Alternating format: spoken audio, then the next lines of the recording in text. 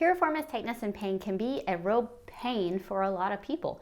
So one of the things I like to look at is how much is your glute medius showing up versus your piriformis for activities like walking.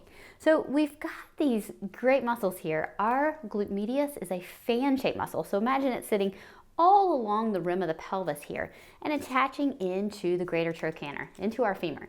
And so we've got our glute medius, fan-shaped muscle, coming in here, but then we've got our piriformis, and it attaches back here to our sacrum. And that runs all the way over to our femur as well, to our leg. And so we've got these muscles here, and they're both inserting about the same place into our femur.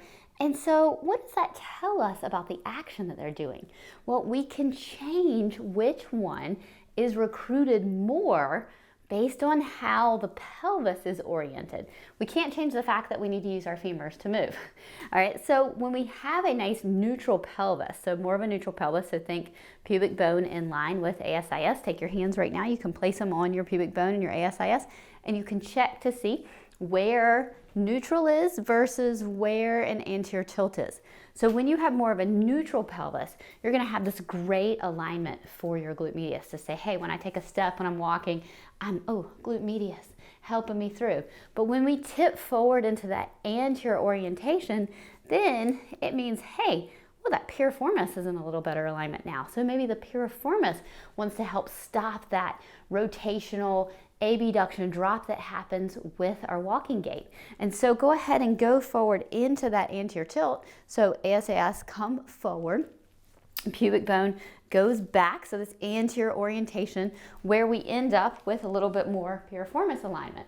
So you can feel how, based on where we align our pelvis, then we want more glute medius versus piriformis.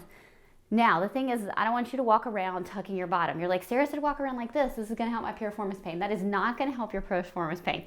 And if you clench and tuck under, it's probably gonna make your piriformis pain worse.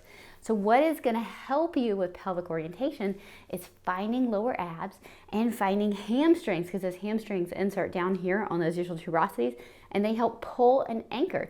So you can change the alignment of your pelvis by looking at all the muscles around it. Do you have really dominant TFL muscles, those front hip flexor muscles? Because then those are going to want to drag your pelvis forward. So you've got to look at what is firing around your pelvis that's changing that orientation, that's then influencing that piriformis to work a little too much.